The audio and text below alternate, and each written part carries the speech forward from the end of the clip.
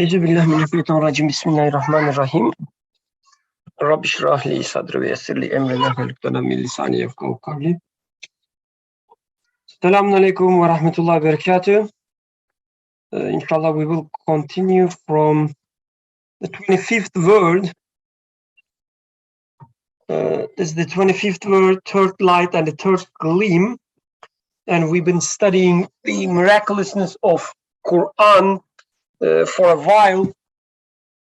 And it seems we will continue studying the miraculousness of Quran in New Year as well, inshallah. May Allah loves us. And it seems people are having fun in New Year party, so nobody's here yet, but we can start, inshallah. Last week we started with the third gleam, in which we started discussing comparing Quran with the ideas of people who are studying Quran, who are benefiting from Quran. So previously we've been comparing man's word, human's word versus Quran in the context of unbelief. So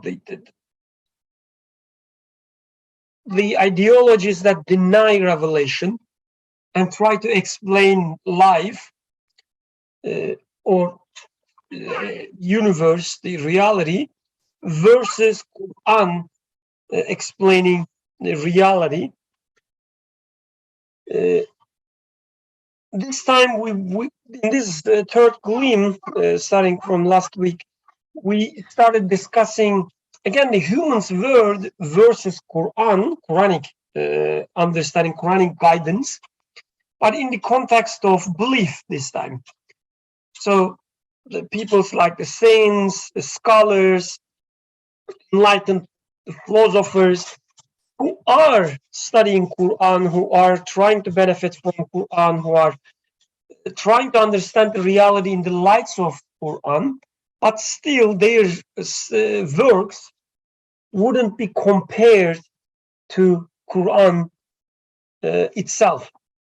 So any, I guess one simple example would be any scholar trying to interpret a Quranic verse, maybe including the interpretation that we are studying, versus the Quranic verse itself, or any understanding which is shaped and colored by personal ideas, personal state of mind versus Quranic wisdom. It's one way to take it. Another way would be like it doesn't need to be Quran versus Quran's interpretation, but any interpretation of world which is somehow shaped by sources other than Quran. So for instance, a scholar of Quran may impose and incorporate his or her understanding based on some other, let's say, philosophical discussions, hoping that such discussions would open up the secrets of Quran. And then, as we will study, that such attempts would actually take us far from Quranic guidance, the pure Quranic guidance. Okay, before we start with reading the example in this third gleam, any comments, any initial comments, questions, maybe remarks before we start the reading example, since we already started the text last week?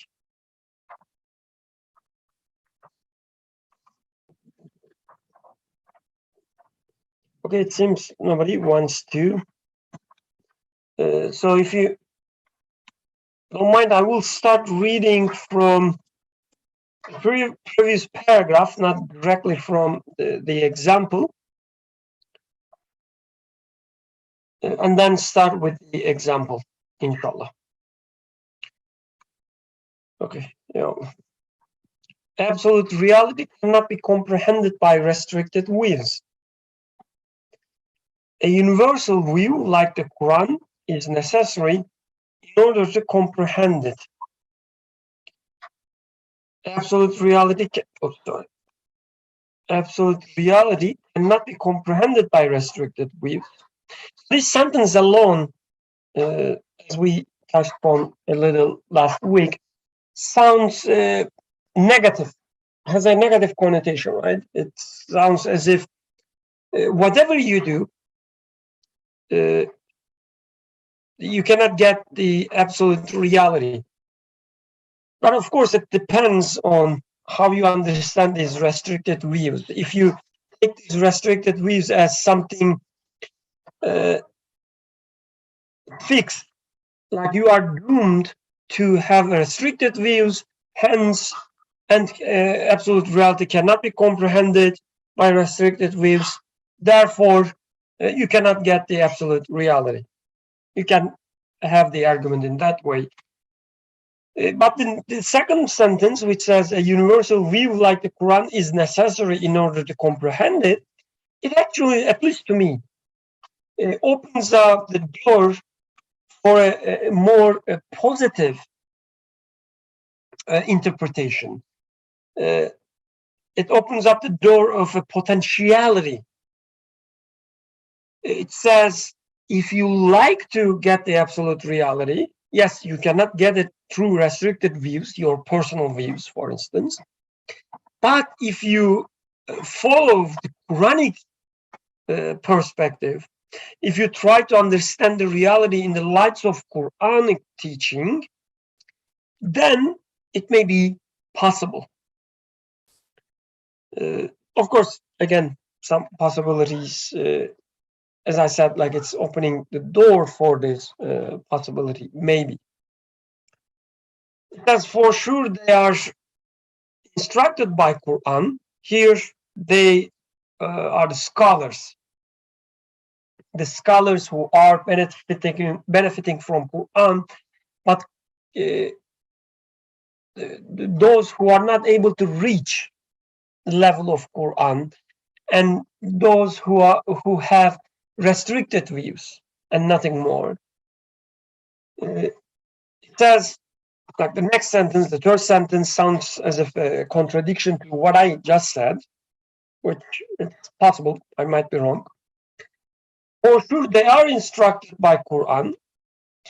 With a particular mind, they can only see completely one or two sides of universal reality. So as if Quran shows the universal reality, but because they have a particular mind, they can only see one or two sides of this reality.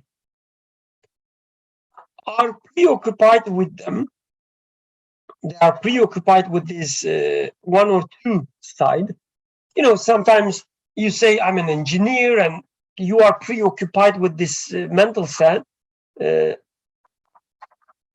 And you say, wherever you look, I see the word as machinery or some equations.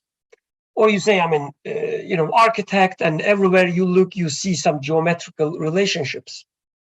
Or if you're an artist, you see relationship among shapes or colors, or different movements of light, and imprisoned in them. They are imprisoned in them. So what I understand is they choose, or we choose, to stay in this limited understanding. We have our reasons because we think something is wrong. One approach is wrong, and whatever we do has to be against it. I guess I find myself most of the time in such a situation. So when I read Quran, I already have these the occupation in my mind says, such an understanding must be wrong. So read this verse in a way to prove that it is wrong. They spoil the balance of reality through either excess or negligence and mar its proportion and harmony. This truth was explained with an unusual comparison in the second branch of the 24th word, and now we shall point to the matter with another comparison. I guess the unusual comparison in the second branch of the 24th word was the person holding a mirror. No.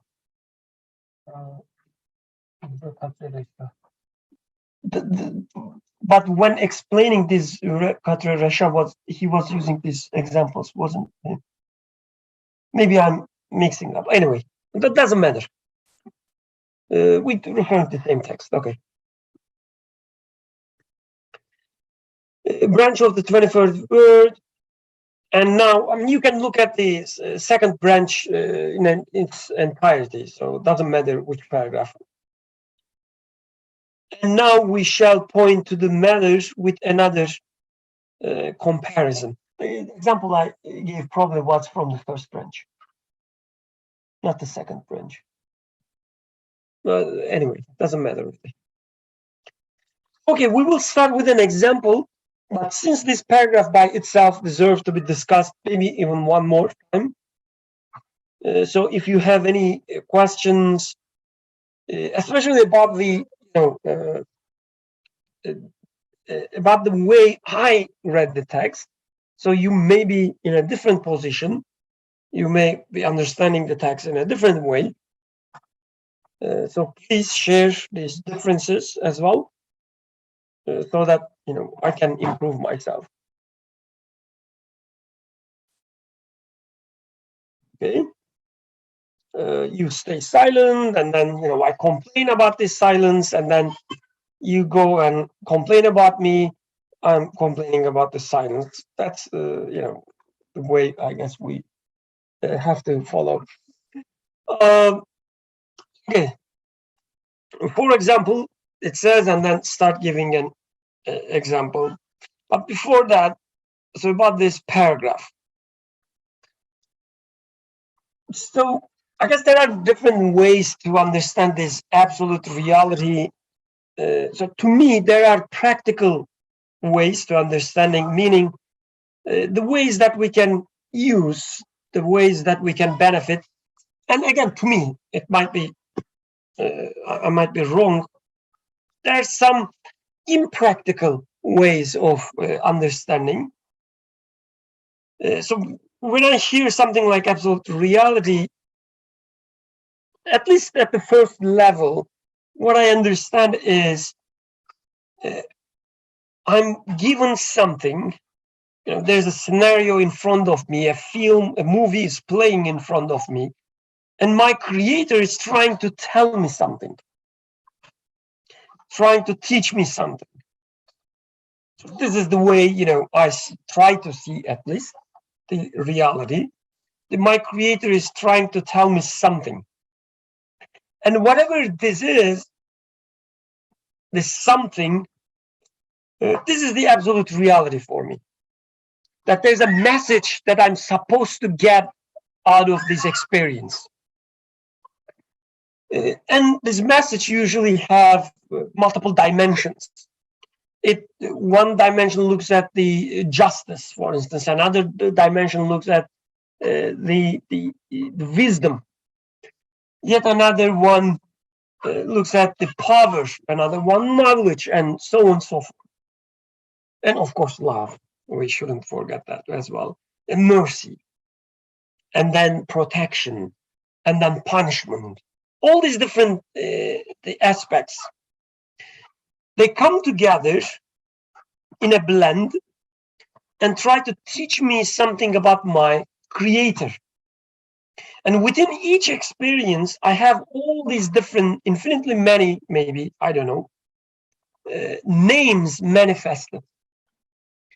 And I am supposed to locate myself, as the author says, um, a position which preserve the proportion and harmony of these beautiful names of my creator. And one example of such an understanding is the prophetic understanding of reality. A prophet would look at the experience that he's been through and find an understanding, or come to an understanding, given an understanding, which preserve the proportion and harmony of beautiful names. And locating yourself in the same position in your specific example, in your specific experience, which may change from one person to another person, but trying to get, or getting the right teaching, guidance of your Lord in this experience, this is to me the absolute truth, absolute reality. If, as I deviate from it, putting more emphasis on one name versus another, or denying the names altogether, I mar their proportion and harmony and get away from the absolute reality. But when I follow Quranic wisdom, when I try to understand the reality in the light of Quran, as Prophet did, then I find myself in a position in which I am given this ability to comprehend this absolute reality, whatever it is, within my very specific experience. And this is, how I understand it, at least initially. Please go ahead, Yusuf. Maybe we can ask question to audience. What do they understand from this? Like the question about absolute truth, absolute reality. Like, to what extent it sounds like a problem to them? Because this text is giving a perspective on that. But for example, what does Atik think about that? What does Nazmul think about it? Aishan Rahman. So is there a problem with that? Like when we say absolute reality, do you see, or do you have any problem, question about the matter? Because the author is making an explanation in here, but what does absolute reality mean for you? Is there any can you think of a problem about that, a question, or do you think like, well, it's self-evident, or it's not even a matter for you? What do you think about that? For those who speak Arabic, I guess the original was hakikati mutlak. Hakikati mutlaka, yeah. Okay, hakikati mutlaka. I mean, this topic is very big for Birkan and I, but this is because we have been making it a problem maybe for ourselves for maybe past 5-6 years. But now that it's a big issue for us, and we know where this topic takes people to, we can see where the author is providing an answer for what question is he answering in here. But what do you think?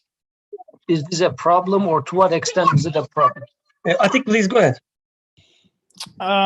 If I had any comments on the matter, it would be that I'm very aware of my own restricted views, and that I'm not really capable of comprehending the absolute reality, whether I believe it exists or not. And I don't know how to break out of my own little box that I see the world through.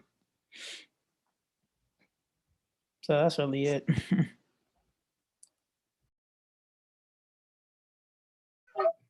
Ayşenur Abdurrahman, please go ahead. But before doing so, one thing Atik just said, I guess, extremely important. He said whether it is, whether it exists or not, whether it is possible or not. I guess this agnostic stance against this absolute reality by itself deserve, I guess, a long discussion. Yeah, I guess, Assalamu alaikum. I just wanted to, well, Abdurrahman was going to talk, but I'm kind of interrupting him here. I was just going to say, I know I raised some questions about it last week and we had a long discussion about it, so I don't want to repeat myself, but Abdurrahman has a comment. But you didn't say anything. That's what I wanted to say. Okay. This was raised last week, so it's kind of just repetition. But I was just going to say, generally, I'm okay with the fact, I'm okay with the fact that I can't comprehend absolute reality. Anyways, I can't do it. It's not possible. I'm not an absolute being. And I'm okay with the fact also that I have a particular mind. And it doesn't really matter if I'm not okay with it, because I can't escape the reality of it. That's how we have been created. We don't understand everything at every moment. At least maybe the Prophet does, but we don't. The part that I'm not so okay with, and I raised this last week, was the part where it says, Nursi says they get preoccupied with them and imprisoned in them. I don't want to be imprisoned in these particular realities that I do witness. I want to, through the guidance of the Quran and through the guidance of the messengers and their students, I'd like to be able to view realities, changing, like always see a new face of a reality, like keep developing or advancing or moving forward, where more faces are being open to me. And I have a problem with the idea that I would be imprisoned in a certain reality, because if you ever get imprisoned in a certain reality, it'll be like a prison. It'll be like painful. It'll be like you're in jail, you're being tortured kind of thing, because I guess we don't want to be imprisoned. There's many things that we always want to understand. And if I just have a certain view set, which is never changing, it's never being developed, then I'm not okay with that. Yeah, I guess, I don't know.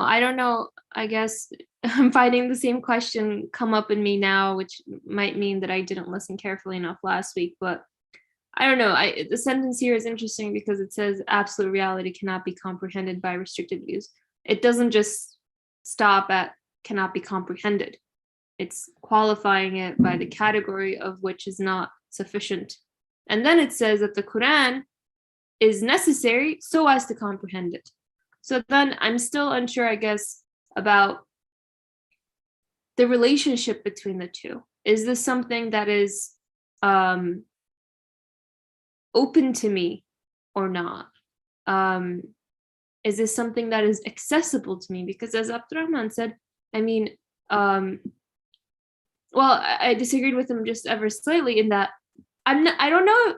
Even if he said, even if I'm not okay with it, like the door is closed, it's I can't do anything about it. But I can still acknowledge, even if something's not possible, that I have the want for it, that I have the desire for it. And this ties in with what he was saying, that I want to always have a sort of an expansion, right? Whether that looks like a certain progression in my life or not. I want access to everything. Just as a side example, I experience manifestations of mercy that allow me to conclude the necessity of absolute mercy. I still want to experience absolute mercy. I want that. I want all of it.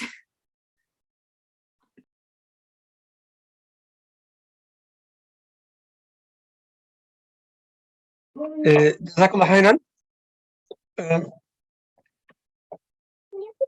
Okay, so let's start from Yusuf. I have one question then. I'm not sure if it would be a question or a comment. So let's start from the beginning, which is like we're talking about something like absolute reality or hakikati mutlaka, if it makes any difference. And for us, it is kind of very easy to say that, you know, I don't have access to it, or we don't have access to it. For some reason, it is really easy for us, like our generation. But I can imagine, like reading older texts, a few centuries, you know, back, you will realize that thinkers, the philosophers or scholars, doesn't matter their category. They are not that, like, it is not that easy for them to say it. So as if something changed, like, across these generations, that we are somehow taught that absolute reality, or let's say, let's make it more like easier to grasp, a true nature of or true message that you receive in your experience, or a true meaning of something, cannot be understood. And sometimes we take it as humility, like I'm humble and I'm restricted in my view, which is true, as Abdurrahman said, as Atik said. But it sounds as if it also, it doesn't stop there, the humility part. It goes further. And at least to me, it sounds like it has some dangerous effects as well. So what do you think about that? Like this state, this stance against reality, that, you know, I'm a restricted person and I cannot go beyond that, which sounds right, but at the same time, it means something else too. I think there's this, maybe the first question, which is nowadays being challenged more, is, does there exist an absolute truth, absolute reality? Because mostly nowadays, I guess a more prominent perspective is like truth does not exist, reality does not exist, like no absolute reality does exist. Now that we are like Matrix 4 is released recently. They say it's a failure, but I don't know. I haven't watched it yet. I haven't watched it either. But since that it's refreshing our memories about Matrix, there it was just saying that everything is a simulation. So, but these are the, I guess, more in reference to Atik's point, whether it exists or not. Nowadays, I guess the question is more being focused around, yeah, absolute truth does not exist. Absolute reality does not exist. Because in a sense, when we say absolute truth, in the old wisdom, it used to refer to the creator, like absolute is one and only. So, and absolute is divine and beyond this reality. So by definition, yes, it's not comprehensible. This is why the explanation that you did at the very beginning is building on top of that. Like by definition, it's not comprehensible anyways. But in this paragraph, the author is talking about a way that it can be comprehended.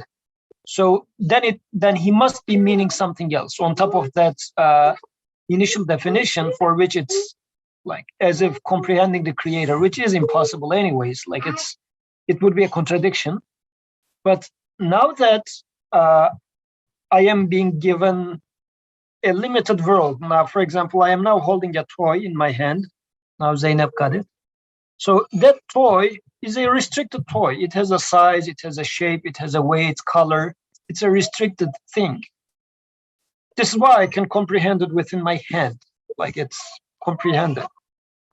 It's limited.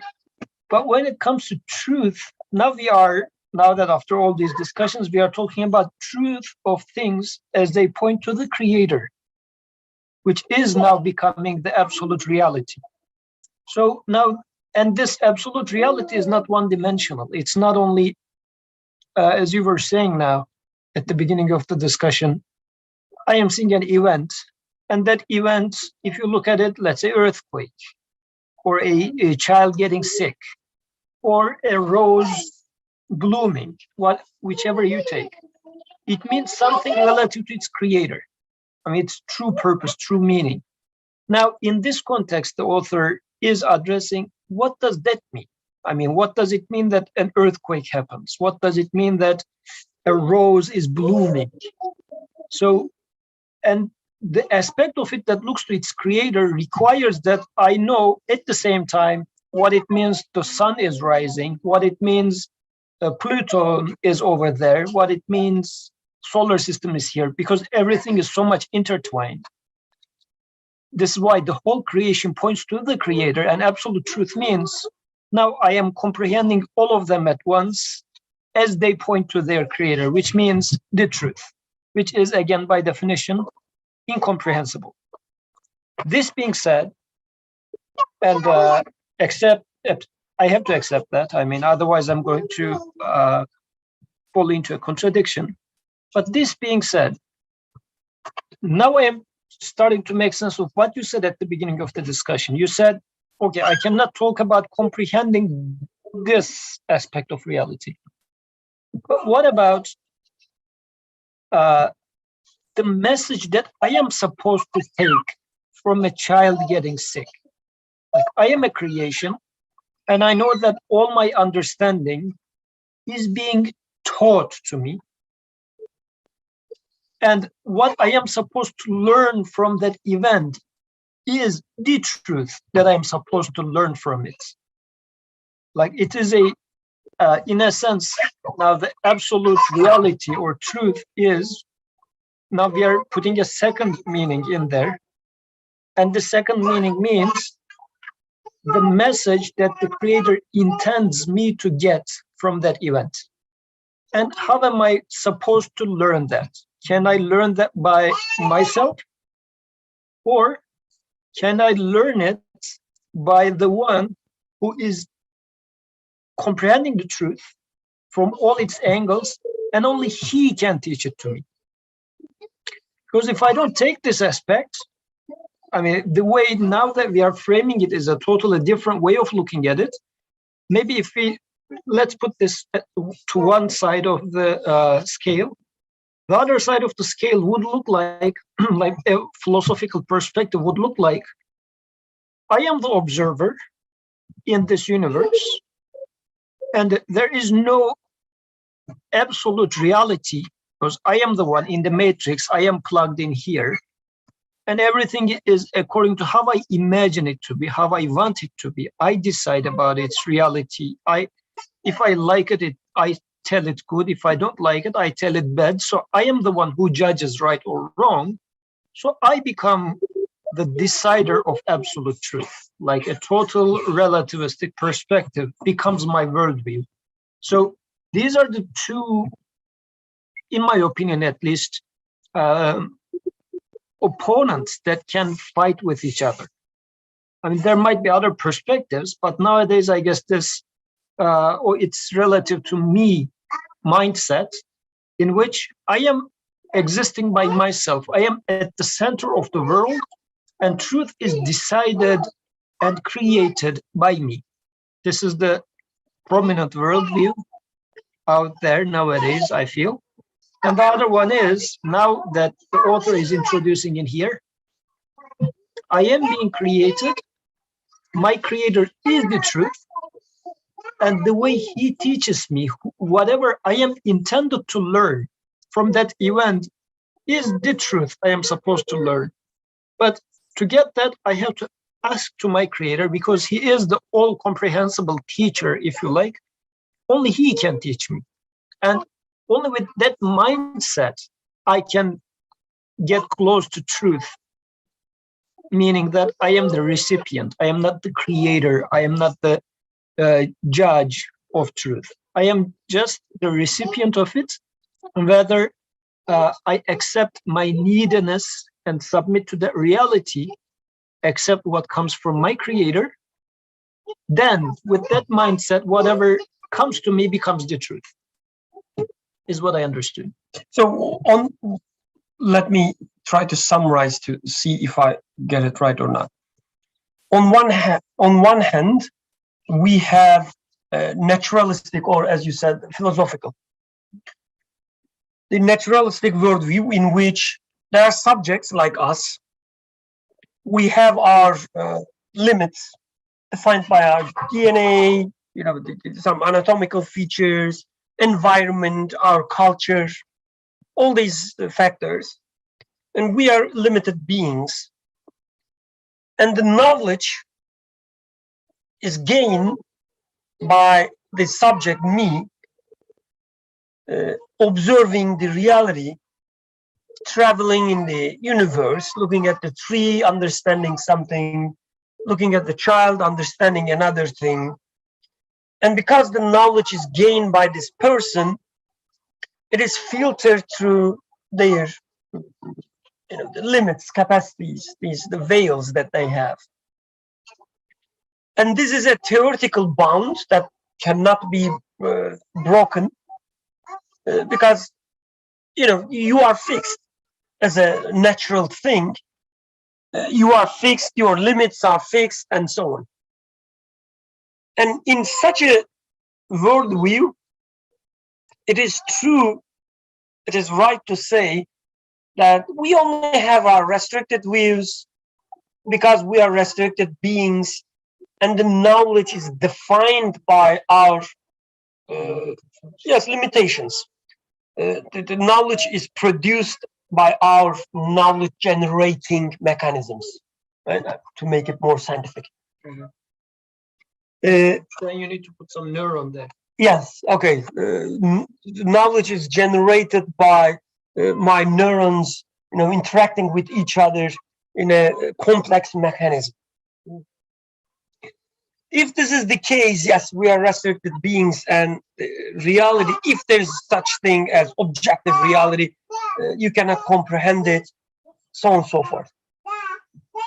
On the other hand, you say the agent, the person, Zainab, for instance, she's just a recipient. Whatever is given to her, she either accepts or not. She may, distort it or not, but still the source is not her or her mechanisms, but the creator of everything, creator of the universe, who has this universal view, because the universe is defined by, created by him.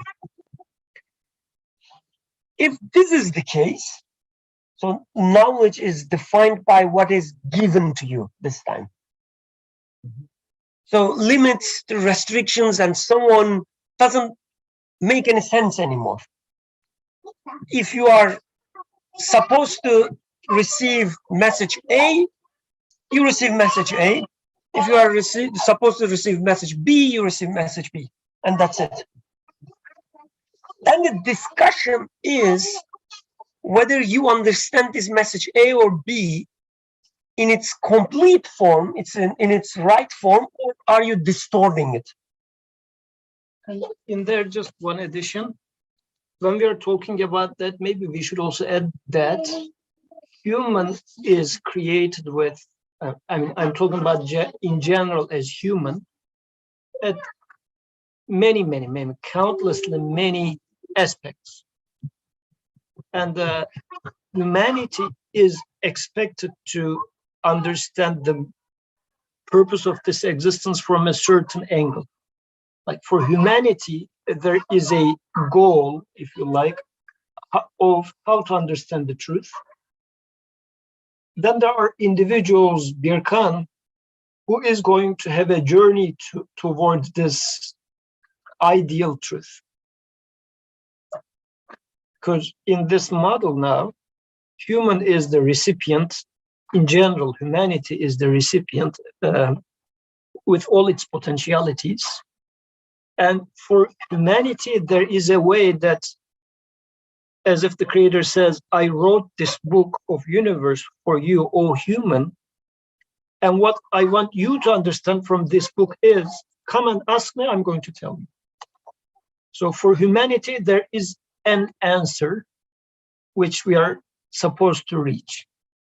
Why I'm saying that? Because for individuals, though, to what extent Birkan can go to that goal versus to what extent I can go to that goal might differ.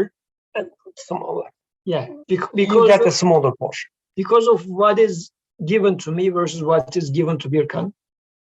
But still, the goal of this existence, because I mean, it's going to be more clear why I am saying that when we read the example. For humanity, though, this treasure of reality is one and accessible to everyone. But when I'm trying to reach this, I might be just closing my eyes and having my journey with my hands only. This is why I'm going to have a limited access to that reality. And as I understand, like at this level now, the discussion becomes how you can expand your access to the entire message. Which is supposed to be understood by human. Exactly. Which is possible. Mhm. Otherwise, like it doesn't make sense that the creator creates such a thing and expect you to understand something if it's not possible to understand. And yes, your limitations now is defined by your choices. Whether you take Quran and creator's speech as guidance or not, and so on. Okay, this is how I understand now. Any comments, any questions?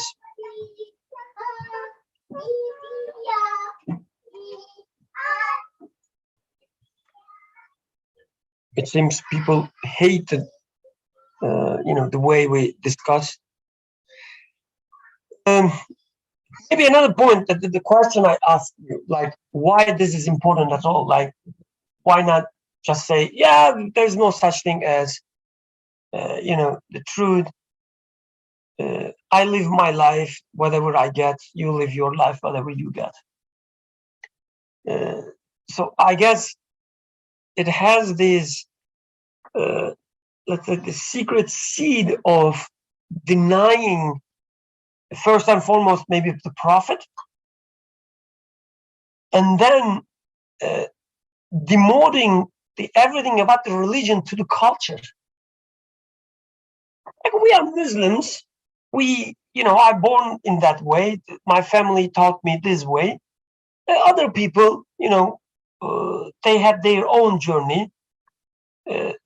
Whether they are Christian, Jewish, or atheist, or Buddhist, doesn't matter. They have their journey for sure. Like nobody would deny that. But the question would be whether I, as much as they are, supposed to reach a proper message or not. If we are not supposed to reach anywhere, yes, whatever we're discussing now is just a culture. And it doesn't matter much. And actually, in practice, we always, like it's, so for instance, Abdurrahman wants to bodybuild, then he goes to gym. Or when he sees somebody who has nice muscle, he asks and they say, oh, you need to go to gym.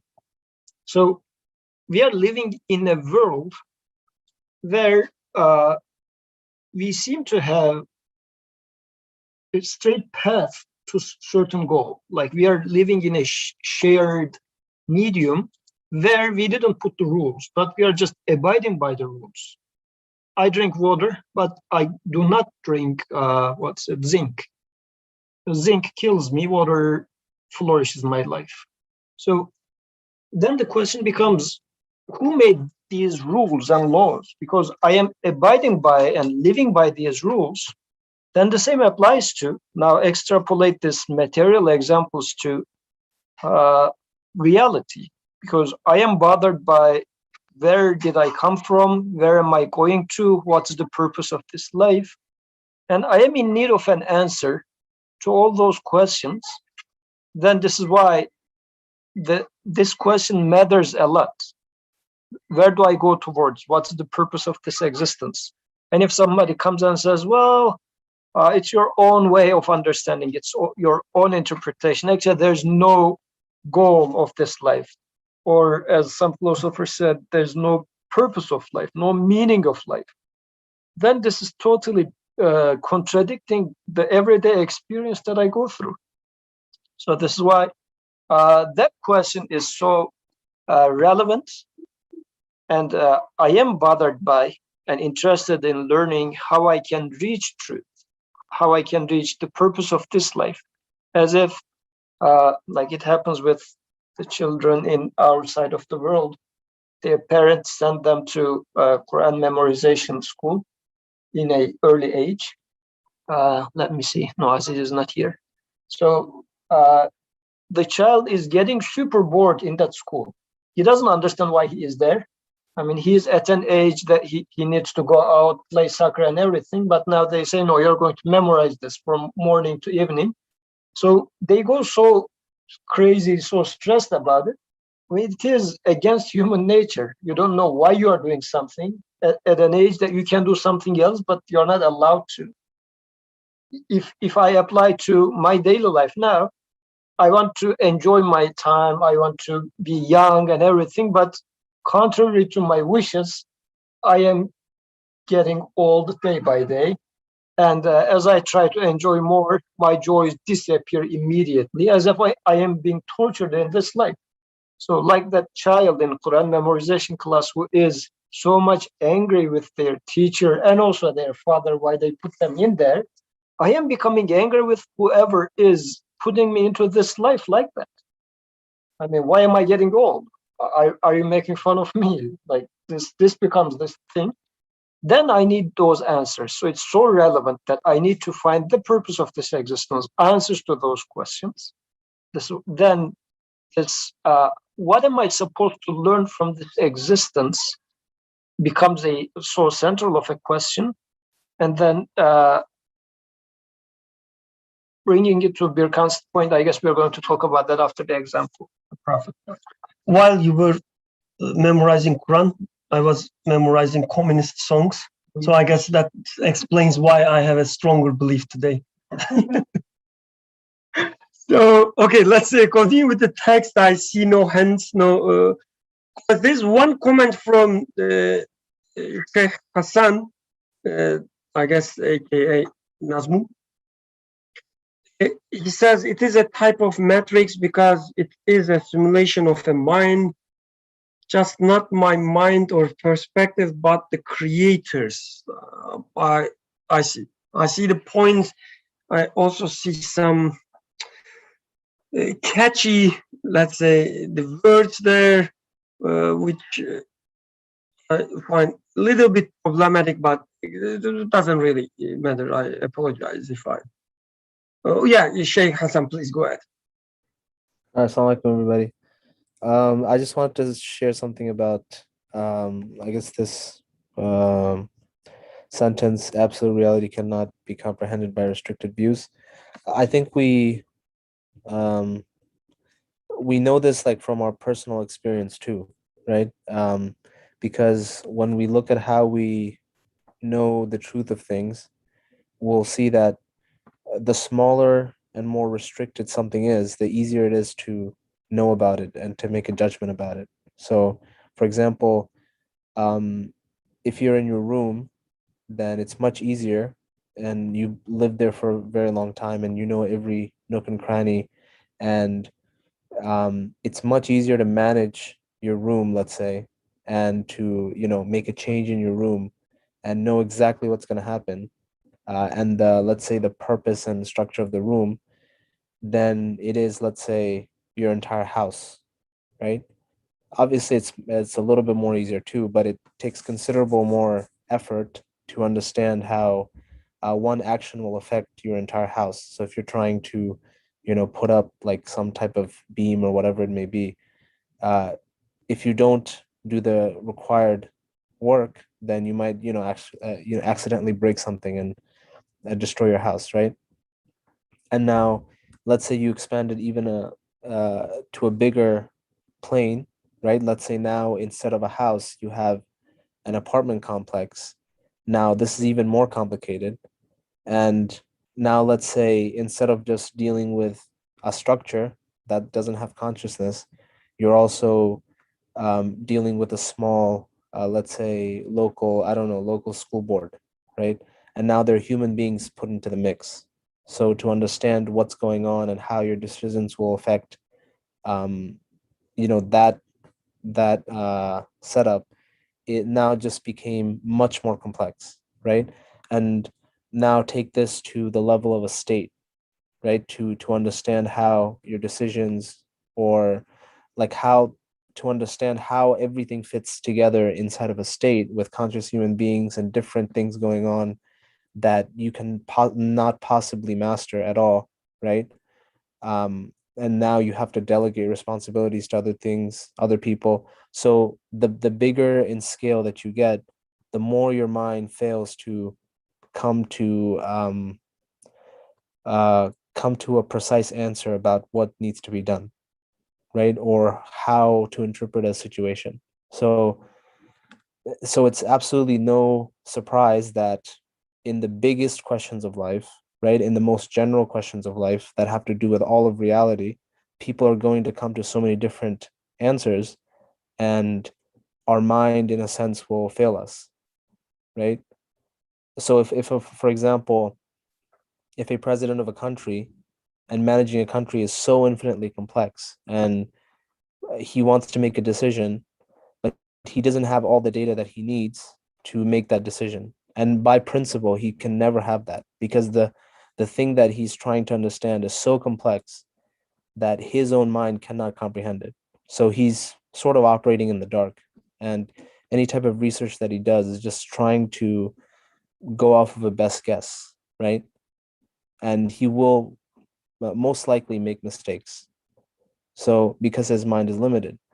But now think about all of reality, right? All the universe and everything in it, and human beings' purpose and the purpose of whole existence. If we simply try to use our minds to figure out the whole purpose and like understand every nook and cranny of all the events that happen in our life, we're most likely we're going to be, we're going to be coming to a wrong conclusion, or going off the mark, because the problem space is so huge, the question is so huge, and it's much more complicated. So in that sense, the necessity of whoever created this simulation, let's say, or whatever it is, this experience for us, whoever created it, it's absolute necessity for that being, or for whoever did this to me, it's absolutely necessary for that being to explain it to me, or else I'm going to be lost in the dark, right? So like in the same way that, if you come into a rocket ship and you don't know anything about a rocket ship, I mean, the scale of the problem of trying to understand what that rocket ship is doing all by yourself is near impossible, right? So it's the same thing as human experience. Our minds can sort of point us in the right direction, but it cannot ultimately like give us the clear and crystal answer that leads to yaqeen, let's say.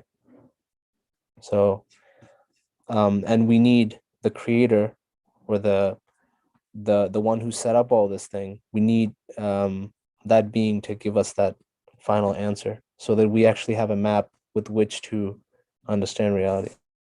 So Allahu A'lam.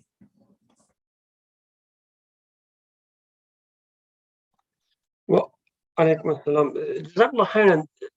Really interesting perspective, because it is true from one perspective, a small detail in our life and the universe in its entirety becomes the same from the perspective of they are being created, and they are pointing to the names of the creator. They are the manifestations of the same creator. Exactly. Okay. And in every detail you can find every individual names. In the same way you see all the names in the entire creation. Like the example of sun being manifest in the entire world versus a single water droplet. Yes. On the other hand, I guess when we talk about absolute reality or hakikati mutlaka, I feel that we shouldn't take it as directly meaning that understanding every single thing in the creation, considering every possible relationship between everything. This is one way of it, one side of the mirror, which is true. But the other side of the mirror is just understanding one single thing, which is you drinking your water.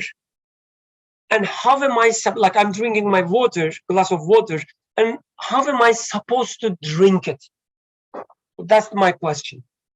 Or how am I supposed to treat my daughter? What am I going to learn from her? That's my question. Just one thing. And what is the absolute or mutlak hakikat, mutlak truth of this question? What is the right answer? The right answer of this question. We can also look from this angle as well. We don't need to, let's say, to complicate things, at least initially.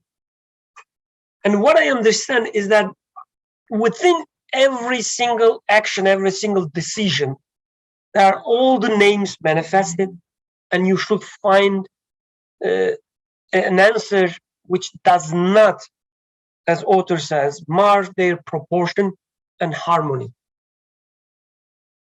And such an answer can be given within your own context, within your personal experience. Again, like I'm not denying that we all have different experiences in life. One answer that fit to me may not fit to you, but at least I have this idea, as Sister Syra says, I need to be considering that there is an answer which is expected from me. I need to find this answer, and Prophet can guide me in that, and Quran can guide me in that. And very briefly, because of this reason, that although I can, but I know that I am not doing it perfectly, I can also say that there must exist one among us, a human among us, who is going to exactly perform how a human is supposed to perform. So the creator must talk to such a person and teach that person how to behave. And he would, of course, talk to the one who would behave. I mean, the creator wouldn't randomly pick a person. And then that person must be, as Birkan was giving the example of drinking water or treating his daughter, the way a human must be treating.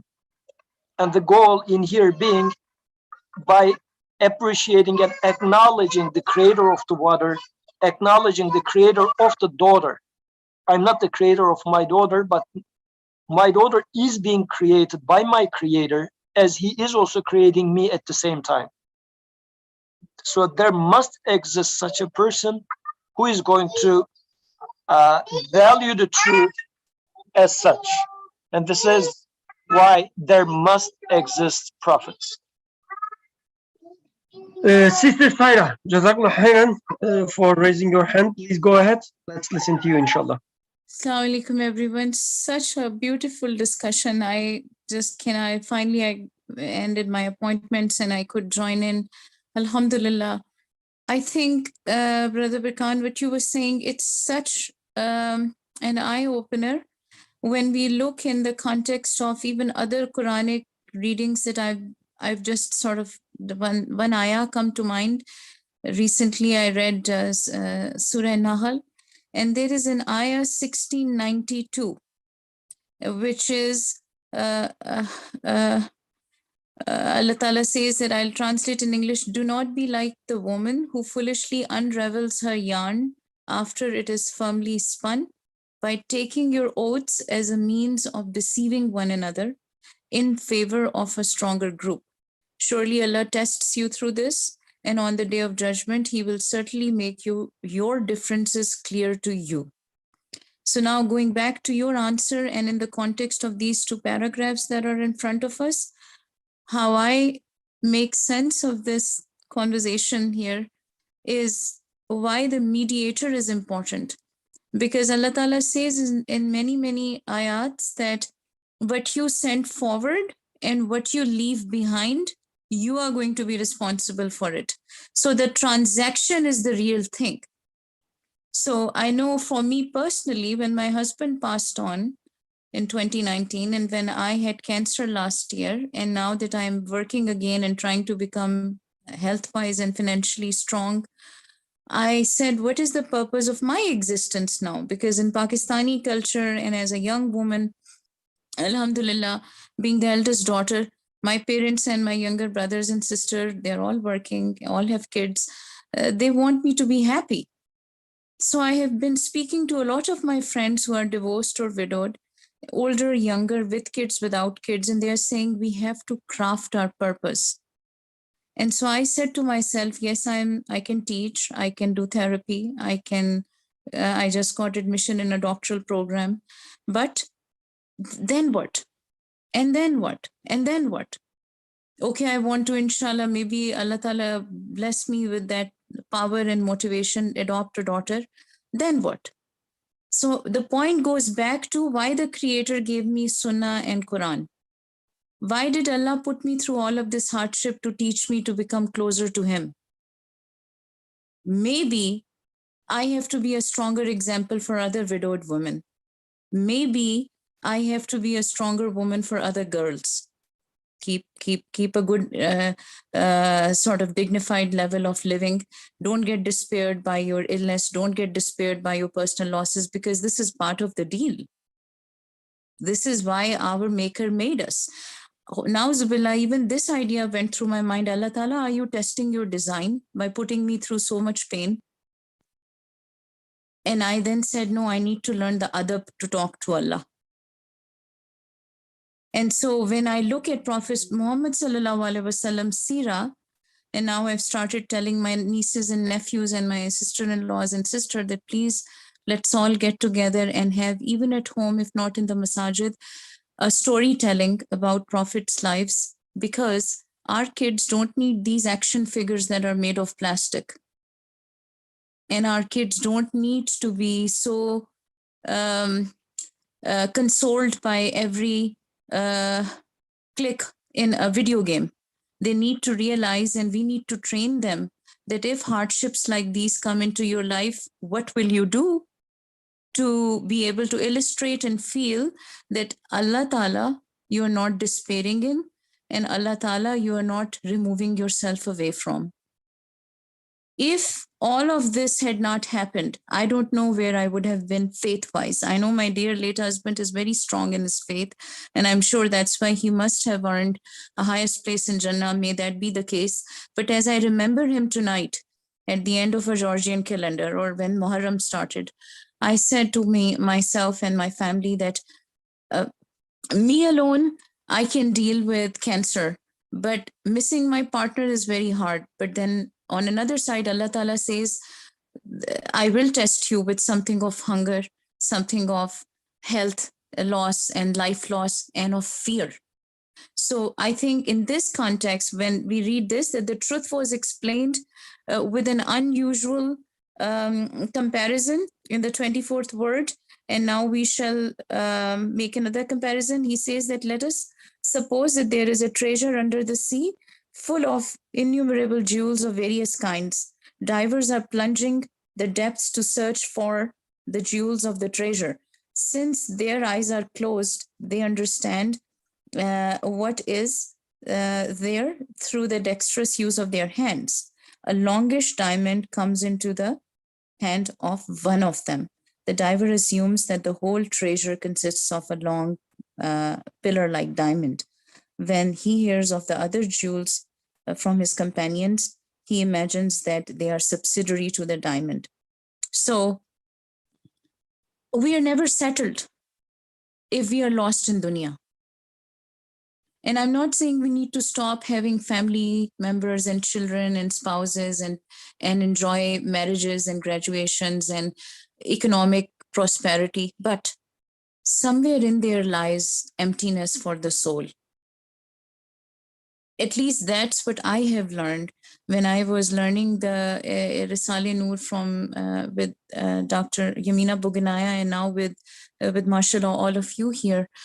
There is this understanding of Tawheed, that all return is to Allah. So you are not the keeper of any remainder, physically speaking. We need to worry about the task at hand more than the agents who are performing the task. And the guidance is Sunnah, and the guidance is Quran. And Alhamdulillah, in that perspective, for me personally, it makes a very clear, like now lately, I'm really rehearsing. If I die, when I die, the moment when death will come, how will I be? How can I be the best surrenderer to Allah's will? How can I detach myself if I am survived by my parents and my siblings? Or right now, family members are traveling with vacation. Allah Ta'ala, they come back safe, because I know that I'm helpless against this illness. We can catch it at any place, anywhere, without even knowing that our precautions were not good enough or were good enough, because it is by your will. So what can possibly go wrong if it is by Allah's will? You and I are responsible for how we respond to what we are tested with, not why we were put into the test. And in that sense, even from a metaphysical and philosophical, Western theological or anti-theological perspective, the studies of consciousness and mind, because my subject happens to be psychology, the neuroscience behind all of this is that our energy, or the ruh, the light of the ruh, travels away because it can transcend the samawat. The body made of clay cannot. The only person who it happened with is Alhamdulillah, Hazrat Muhammad sallallahu alaihi wasallam. But Allah Ta'ala always reminds us that you're going to be repaired. Your bones will be recollected, and your fingertips will be restructured the way they were, and your soul is going to be repaired. So I am seeing this reality. You talk to a non-Muslim with all of this, and he's going to say, what are you talking about? Thank God we have the basarat to get together in these groups and reflect upon why Allah Ta'ala is giving these similes and metaphors in Quran. Because without that understanding, the emphasis with which he is giving certain important messages is the clue to our redemption or salvation, in my mind. Rest is up to his mercy. And then Allah Ta'ala even tells Prophet Muhammad sallallahu alaihi wasallam said in his hadiths that even I don't know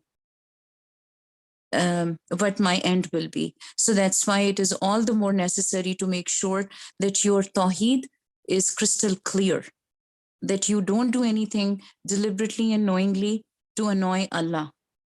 And Allah Ta'ala himself says about his great names. And then, of course, we know the duality is always there. Where there is comfort, there is hardship. Where there is hardness, there is softness. Where there is darkness, there is light. And so to me, Quran, mashallah, is such an interactive book. You know, we talk about tablets and these interactive toys and interactive. If somebody is really seriously committed to Quran, I am not a hafiza. I'm just beginning to learn Arabic, tajweed better, just to distract my mind from my sorrow or from my illness. And when I'm done my work day, when other things are on my mind, the only thing that can give me a sense of purpose is, okay, I'm breathing, because of that, I can read Quran a little bit longer and then share it with others.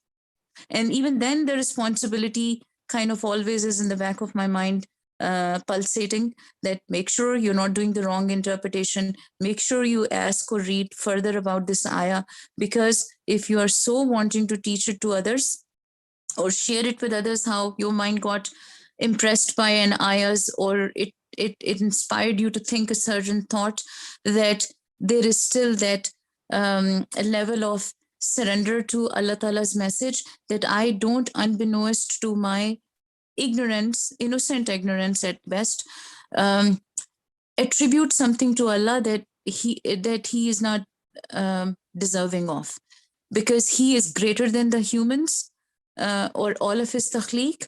So I need to think about Allah and the religion on a whole different intellectual plane. And when we do the study of Quran with these kind of treatises, where they talk about the balance in reality and understanding that everything is circulating according to a plan, we have to have that level of surrender that is with confidence acquired, and then also exemplified in our own interactions in our day-to-day lives, which is what you were saying, that why it is important to you to make sure that you fulfill your daughter's drinking need, and also appreciate water and your daughter and the maker who made both of them, and gave you the ability to be able to provide that for your daughter. Alhamdulillah, Jazakallah khair. I hope it makes sense. Jazakallah khairan. I guess accepting the fact that there must be a correct way of understanding things also connect us together. Otherwise, we are left alone by ourselves. Like your word is yours, my word is mine, and they cannot even overlap. But once we accept and believe in prophethood and revelation, we are all connected in the same, within the same classroom now, being taught by the same teacher. And we are not left alone anymore, which I guess is a very powerful the psychological the effect as well. Okay, if you don't mind, I will quickly read the example. Let's read the example. For example, let us suppose there is some treasure under the sea full of innumerable jewels of various kinds. Divers are plunging the depths to search for the jewels of the treasure. Since their eyes are closed, they understand what is there through the dexterous use of their hands. A longish, I don't know.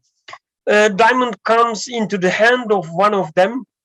The diver assumes that the whole treasure consists of a long pillar-like diamond.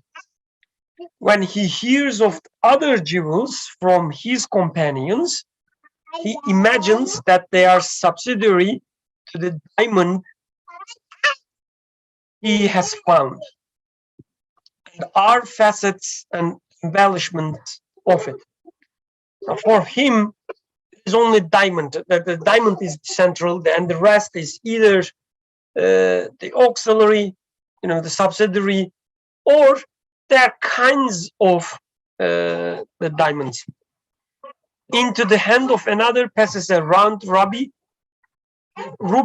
okay, while another finds a square piece of amber, and so on. Each of them believes that the jewels he sees with his hand is the essential major part of the treasure, and supposes that the things about which he hears are additional parts and details of it. Just like culture. And everybody thinks their culture is the best cultures, and the other cultures, to the extent they resemble to your culture, is good. Anyway, so then the balance of the truth is spoiled, and the mutual proportion too is marred. The color of many truths changes, and in order to see the true color of reality, they are obliged to resort to forced interpretation and elaborate explanations. So as if, to teach them the truth, they need to go through some brain surgery. It has to be forced into them. The explanation, it would come, but two scholars, both of them has dived into truth by their eyes closed.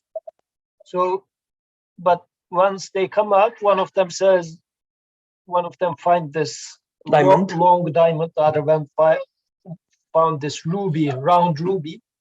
But since they didn't see the rest of the treasure with their open eyes, they all think that what they found is the most important part of the truth. And this is practically how it becomes. Let's say I am a Kalam scholar, you are a Hadith scholar, whatever. Then we are holding from one corner of the truth and saying that this is the truth. And since we cannot establish the balance in there, so, and I see that you're a rightful person, you see that I'm a rightful person, then we are trying to find somewhat of a explanation which is going to satisfy both. This is what I think we mean by saying that long explanations. Sometimes even they go as far as denial and rejection. Anyone who studies the books of the Ishraqiyun philosophers, it really doesn't matter, who they are. We can simply take it as sort of philosophers who try to understand the reality in the lights of Quran, in the lights of religion,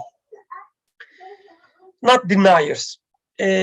Anyone who studies the books of the Ishraqiyun philosophers and the works of the Sufis who rely on illuminations and visions without weighing them on the scales of the Sunnah will doubtless confirm this statement of ours. That is to say, although their works concern truths similar to those of the Quran and are taken from the Quran's teachings, because they are not the Quran, they are defective in that way. The Quran's verses also, which are oceans of truths. Quran's verses, which are oceans of truths, are divers for that treasure under the sea. But their eyes are open and encompass the treasure. They see what there is in the treasure and what there is not. They describe and expound it with such harmony, order, and proportion that they show the true beauty and fineness. For example, just as they see the vastness of dominicality expressed by verses, so it will give some examples. Let's stop here and conclude our discussions with your comments, questions, disagreements about the passage I just read.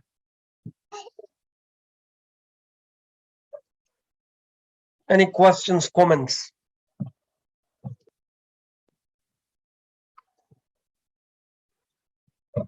Okay, people like still insisting on silence. I respect, although of course I preserve my right to gossip about you, saying how silent you stayed, you didn't contribute, you didn't help, and so on and so forth. But of course I respect your silence. Okay, if so, we can conclude here. I'm looking people around me. I'm looking at Bushra. Bushra, do you want to say anything? Okay, she says it's done. In Turkish, she said it's done. So it seems it's done. Okay, Zainab joins her, saying the same thing. Let's finish here, inshallah. Then, سبحانك لا علم لنا إلا ما علمتنا إنك أنت العليم الحكيم وآخر دعواهم أن الحمد لله رب العالمين. الفاتحة.